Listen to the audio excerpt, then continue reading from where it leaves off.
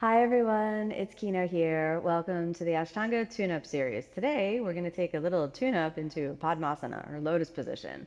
This is one of the asanas that's really foundational and yet also really difficult. It can challenge your hips, it can challenge your knees, it can challenge your ankle, and it can challenge your ego. So if you can really understand how to work this asana intelligently, you can do it safely and we can find what adaptations and what variations are really appropriate for where you're working. First, we'll look at the traditional kind of full lotus version, and then we'll look at some other versions that may be more appropriate for where you're working in your practice. Okay, so let's get started. All right. First, we start off in a seated position. Now, the biggest mistake many people make when working into lotus position is to grab onto the foot and start yanking it, and grab onto the other foot and start yanking it. So if we initiate our lotus position from the feet, we've initiated from the part of the body that's furthest away from the joint that's actually moving. Instead, what I want you to think about is how can you collect and compact the body so that you're really targeting and micro-targeting the movements inside of the pelvis at the hip joint, which is the epicenter of your lotus position. Okay, so first of all, first thing to do is to sit in a comfortable cross-legged position. All right. Our comfortable cross-legged position, what is often referred to as Sukhasana, is just an easy pose that needs to be fully comfortable for you before you think about starting lotus position. If this asana is not comfortable for you, I do not recommend that you try to work your lotus position, okay? So first we start with a basic seated position. Now, to prepare for lotus position, I recommend that we do the left leg first in our Sukhasana so that the left knee joint remains closed, completely closed. The right knee joint is pretty closed, but this will allow you to get a good right leg first half lotus position, which will prepare you for the full lotus position. If your Sukhasana is a position that you're using for, say, meditation or just hanging out and sitting, I do recommend you switch your legs a little bit so that both of your hips can kind of get comfortable in the position. And so ideally, to prepare for lotus position, both feet should be comfortable in Sukhasana, whether they're closest to your pelvis or further away from your pelvis, or whether they're first or not. But when we're preparing for lotus position, we want to have the left heel close to the pelvis and the right heel stacked on the outside. So if you haven't tried it already, please sit in this comfortable seated position so that we can build up our lotus pose. What this does is it externally rotates both hip joints and it closes both knees. And remember that when your knee joint is closed, the most important thing about that when we're working lotus poses is that this will prevent, not 100%, but prevent torquing or twisting to a large degree in the knee, and it will make the knee just more safe, and it will also help you target rotation inside of the pelvis, which is what we're after. Okay, let's do that half lotus position. So now, keeping the left leg where it is, we're going to close the right knee joint completely. We're going to lift it up, we're going to pull the heel into the pelvis, and then turn it forward. Now you'll notice that the left foot kind of snuggles under the right thigh and the right knee gets a little bit elevated. That's okay. We don't want to push that right knee into the ground. We just want to sit in kind of your half lotus position. If there's any pressure on the outer edge of the knee, I recommend that you take a block or a blanket and just give that right knee a little bit of a cushion. And this will just help release the hip. And whenever there's pain in the body, muscles near the joint and around the joint and just generally throughout the body kind of tense up and go into protective mode. So you want to take the protective mode out of the body and move into kind of a release mode. So if your knee is giving you pain and you're using the support of the blanket, I recommend that maybe you don't try the full lotus position. You need a comfortable half lotus position before we think about building a full lotus position. So if you've been sitting in half lotus and you feel that there's no pain in the body, especially around the knee, you may be, it may be advisable to think about doing the full lotus position. But before we do that, I want to talk about your foot.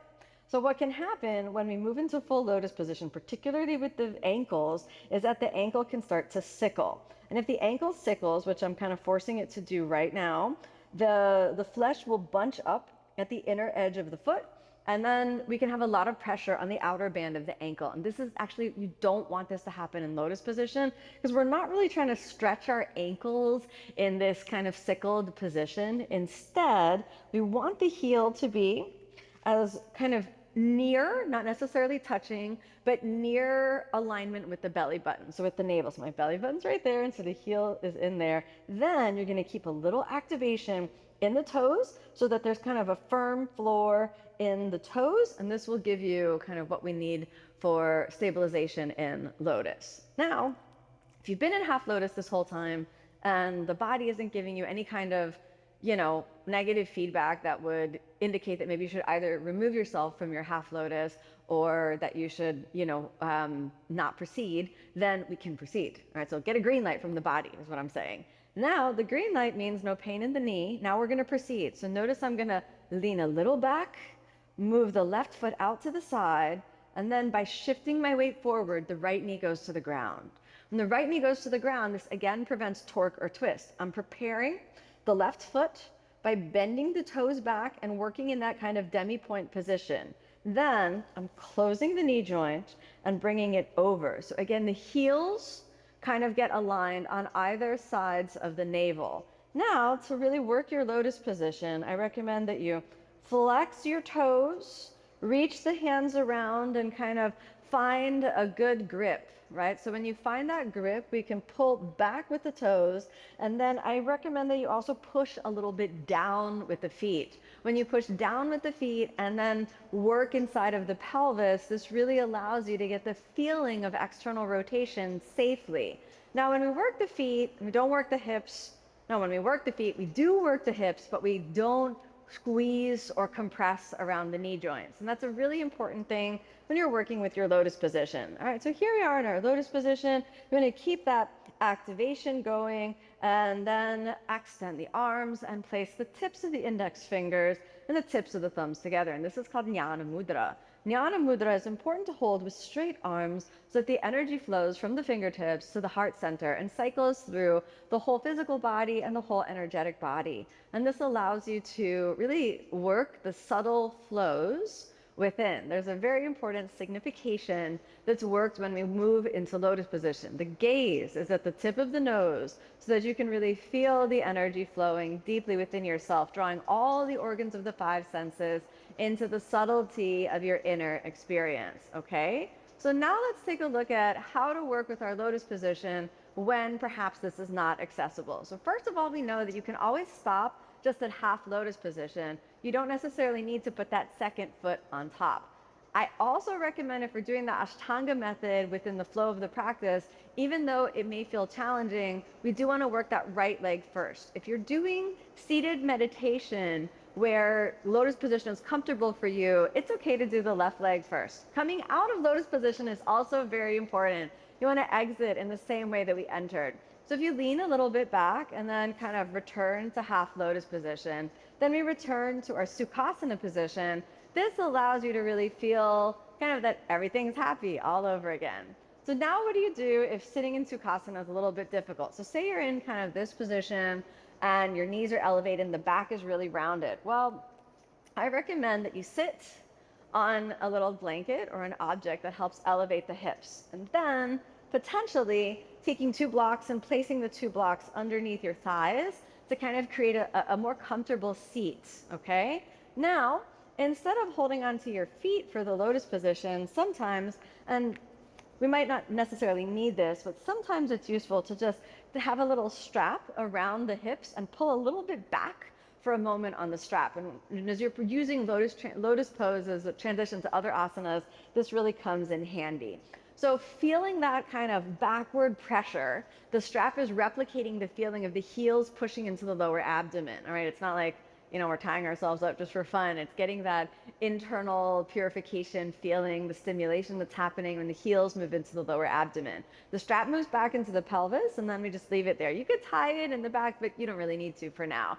Then, extending the arms from here, we place the tips of the index fingers and the thumbs into each other. And the idea is to just get that feeling of the energy rising up the spine, gazing at the nose tip. And in this way, you can access some of the same benefits and some of the same internal work that is available to you in the lotus position, but in a more accessible manner. One last thing I want to say about this, as you can see, I'm not sickling the feet here either. I'm replicating kind of the same footwork that I want to eventually have access in the lotus position, which means that the toes are kind of curled back and there's a feeling in the arch of the foot. So there's this kind of connection into how the strength of the feet and the hips all comes together. All right.